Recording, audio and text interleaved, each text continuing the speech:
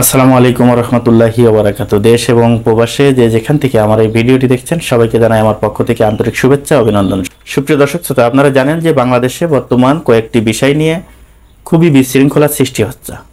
এই যে বিশৃঙ্খলা সৃষ্টি হচ্ছে, এটা কেন হচ্ছে? এটা হওয়ার কথা ছিল কিনা?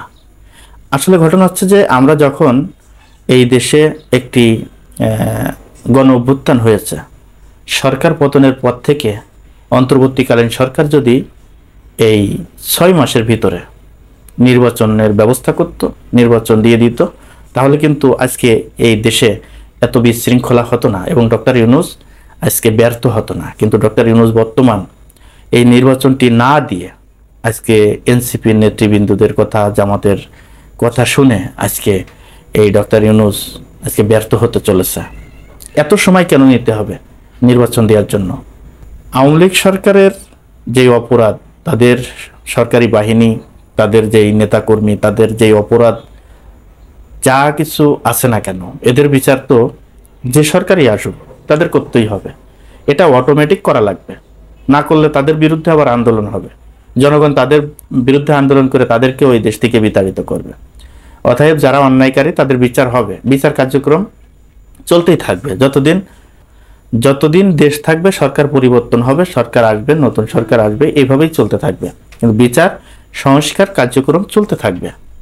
তা সেজন্য নির্বাচনকে পিছিয়ে রেখে এই বিচার করতে গিয়ে আজকে দেশের অবস্থা দেখেন।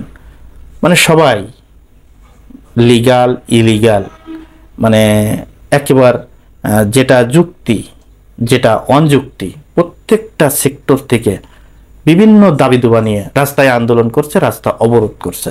সাধারণ মানুষের যাতায়াতের সমস্যা হচ্ছে, প্রত্যেকটা দিন মানুষ ভোগান্তি পোহাতে হচ্ছে ঢাকা শহরে বিশেষ করে।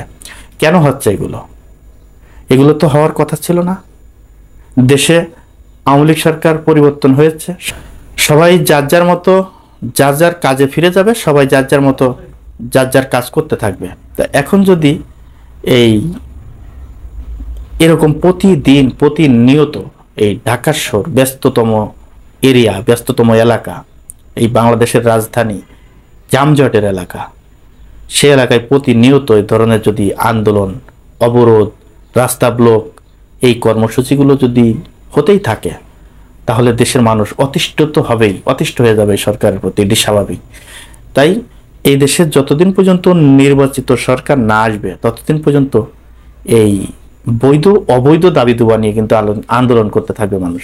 অবৈধ দাবি দুবা নিয়ে আন্দোলন করতে থাকবে কেন বলছি আপনারা জানেন। কিছুদিন আগে একদম সেন্টার একটা পয়েন্ট, বনানী কাকলি যে বাস স্ট্যান্ড, সেই রাস্তাটা ঢাকা থেকে বিভিন্ন সড়কের সংযোগ সড়ক, এই বনানী কাকলি এই এয়ারপোর্ট রাস্তার যেটি, এখন সেই রাস্তাটি যদি বন্ধ করে দিয়ে যদি বলা হয় যে ঢাকার বাইরের সিএনজি আমাদেরকে ঢাকার ভিতরে চালাতে দিতে হবে, এটা তো অবৈধ যুক্তি রে ভাই, অনযৌক্তিক কথাবার্তা। এই ধরনের আন্দোলনও বাংলাদেশে হয়েছে। কেন হয়েছে? কারণ সরকারকে মানুষ ভয় পায় না। এই আমাদের বাংলাদেশের ডক্টর মোহাম্মদ ইউনূস একজন ভদ্র মানুষ, ভদ্রলোক, সোজা লোক। এই সরকারকে মানুষ ভয় পায় না। তাই আওয়ামী লীগ সরকারের সময় একটা আন্দোলন করতে গিয়ে 10 বার চিন্তা করতে হয়েছে। কারণ কে ছিল নেতৃত্ব দানকারী, কে নেতৃত্ব দিয়েছে, তার বিরুদ্ধে একাধিক মামলা হয়েছে, জেল খাটতে হয়েছে, গুম হতে হয়েছে, কোনো আন্দোলন সফল করতে পারে নাই। এজন্যই এই সরকারকে যেহেতু মানুষ মূল্যায়ন ওইভাবে করতে পারছে না, ভয় পাচ্ছে না, সেহেতু এই সরকারের অতি দ্রুত একটি নির্বাচনের ব্যবস্থা করে সরে যাওয়া উচিত ছিল। সম্মান তার সারা জীবন থাকতো। কিন্তু বর্তমান যেই সিচুয়েশন, বর্তমান যেই প্রেক্ষাপট, এতে করে ডক্টর মোহাম্মদ ইউনূস এই ফেব্রুয়ারিতে নির্বাচন আসতে আসতে, নির্বাচন হতে হতে কি অবস্থায় যাবে, কোথায় যেয়ে ঠেকবে, এটা এখন মানে সঠিকভাবে বলা মুশকিল হয়ে দাঁড়িয়েছে। শিক্ষকদের যে আন্দোলন যদি যৌক্তিক আন্দোলন হয়ে থাকে, তাহলে তাদের যে দাবি দেওয়া আছে, তাদের দাবি দেওয়ার কিছু অংশ অন্তত পূর্ণ করে দিয়ে তাদেরকে আপাতত রাস্তা ছাড়ার ব্যবস্থা করেন, তাদেরকে ঘরে ফিরিয়ে যেতে অনুরোধ করেন। তা না হলে এইভাবে যদি প্রতিদিন তারা একদিন শহীদ মিনারের সামনে, তারা প্রেস ক্লাবের সামনে, তারা বিভিন্ন জায়গায় সড়ক অবরোধ করে তারা এই অনশন কর্মসূচি দেবে, বেতন ভাতা এবং বাসা ভাড়া বাড়ানোর দাবিতে, যদি যৌক্তিক কোনো আন্দোলন হয়ে থাকে তাহলে সেটা সমাধান করেন, আর যদি না হয়ে থাকে তাহলে একেবারেই রাস্তায় নামতে দিয়েন না। সাধারণ মানুষ এদের কারণে এখন অতিষ্ঠ হয়ে যাচ্ছে। রাস্তাঘাটে অবরোধ, রাস্তাঘাটে মিছিল, রাস্তাঘাটে মিটিং, এগুলো আসলে মানুষ আর সহ্য করতে পারছে না। যে যেখানে আসে না কেন তাদের দাবি দাবাই এখনই পূরণ করতে হবে। এই সরকারকে মানে বোকাচোদা পেয়ে এনেছে মানুষ, এখন এদেরকে এই সরকারের আমলেই সবকিছু পূরণ করতে হবে। এর আগে কিন্তু রাস্তায় নামতে সাহস পায় নাই, সরকারের বিরুদ্ধে সমালোচনা করতে সাহস পায় নাই, সরকারের বিরুদ্ধে আন্দোলন করতে সাহস পায় নাই। এখন চলে আসছে ভদ্রলোকের সরকার।